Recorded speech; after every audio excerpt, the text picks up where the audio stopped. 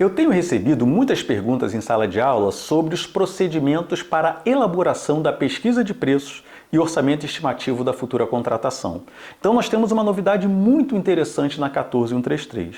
Se nós olharmos para a legislação antiga, a 8666, a 10520, o RDC, nenhuma dessas leis antigas já revogadas apresentavam procedimentos de pesquisa de preços. O que era um problema muito grave. Por quê? Porque o gestor público ele sabe que na fase preparatória é necessário fazer a pesquisa de preços e elaborar o orçamento estimativo. Porém, ao olhar as leis antigas, ele não encontrava condições, critérios e parâmetros para realizar esses procedimentos. Agora, finalmente, nós temos uma Lei Geral de Licitações e Contratos que nos apresenta critérios e parâmetros para a realização da pesquisa de preços. Nós encontramos isso no artigo 23 da Lei 14133.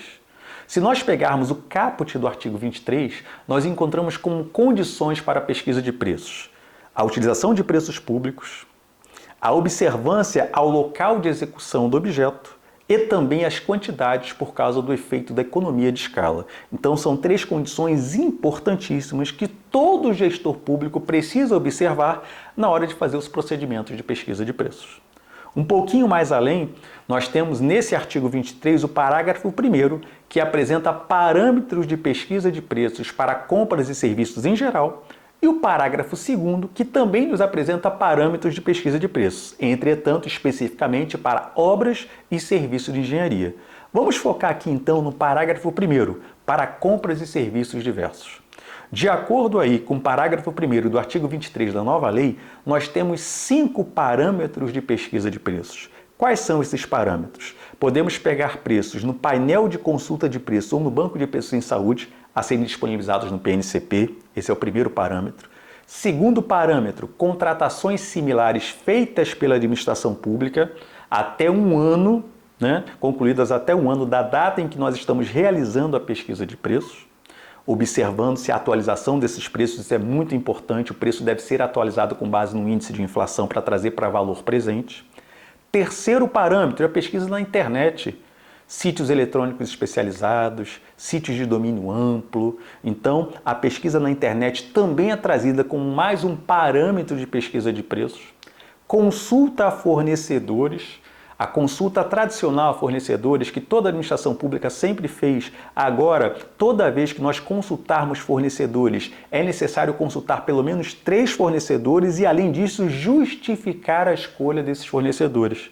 Outro ponto importante em relação à consulta a fornecedores é que quando eu recebo uma proposta de um fornecedor, esse preço tem validade por até 6 meses, ou seja, eu tenho até 6 meses para publicar o edital da minha licitação. E o quinto parâmetro é o acesso à base nacional de notas fiscais eletrônicas que será disponibilizado por meio do PNCP. Então, qual é a lógica trazida pela nova lei de licitações para a elaboração da pesquisa de preços para compras e serviços em geral? Disponibilização de 5 parâmetros de pesquisa, nos quais, de preferência, eu vou diversificar a minha pesquisa. O que significa diversificar a pesquisa? Tentar utilizar ao máximo esses 5 parâmetros. E eu vou mais além. Quanto mais parâmetros você, gestor público, utilizar, provavelmente mais preços vai obter no mercado. E aí você vai aumentar a sua amostra de preços. Quanto maior essa amostra de preços, a tendência é que a gente consiga alcançar mais próximo o preço, a realidade de mercado. Então a diversificação em cima desses 5 parâmetros ela passa a ser muito importante. Entretanto, a lei não aprofunda na operacionalização dos cálculos para chegar ao preço estimado. E é por isso que a lei demanda que cada ente federativo faça o seu próprio regulamento de pesquisa de preços. Para quê? Para definir a quantidade mínima de preços a serem obtidos, para definir quais os cálculos a serem feitos para alcançar o preço estimado, o método para fazer a análise crítica desses preços. Todas essas informações que não estão na nova lei de licitações precisam ser trazidas pelo regulamento de cada município e de cada estado, no sentido de possibilitar ao gestor público operacionalizar a sua pesquisa de preços. E aí eu lembro o seguinte, esse orçamento estimativo que vai ser calculado, ele vai gerar o preço estimado da futura contratação. É esse preço que será o grande balizador do julgamento das propostas lá durante a condução do processo licitatório durante a etapa competitiva. Portanto, é fundamental para o sucesso da contratação que esse orçamento estimado ele realmente reflita uma realidade de mercado. Porque se eu lançar uma licitação com preço estimado muito alto, ou seja, com sobrepreço, eu aumento a probabilidade de ter um superfaturamento quando da execução do contrato. Por outro lado, se eu lançar a minha licitação com preço muito baixo, a licitação torna-se sem atratividade às empresas licitantes. E aí eu aumento a probabilidade de ter uma licitação deserta ou fracassada, ou o que alguns doutrinadores chamam de seleção adversa de mercado, que é o quê? Só atrair empresas ruins. E quando eu atraio somente empresas ruins, eu estou fazendo uma licitação para contratar o menos pior.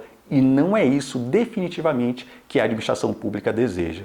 Portanto, é fundamental que agora, no planejamento das contratações, eu melhore os procedimentos de pesquisa de preços, observando os ditames do artigo 23 da nova Lei de Licitações e também dos regulamentos de pesquisa de preços de cada ente federativo.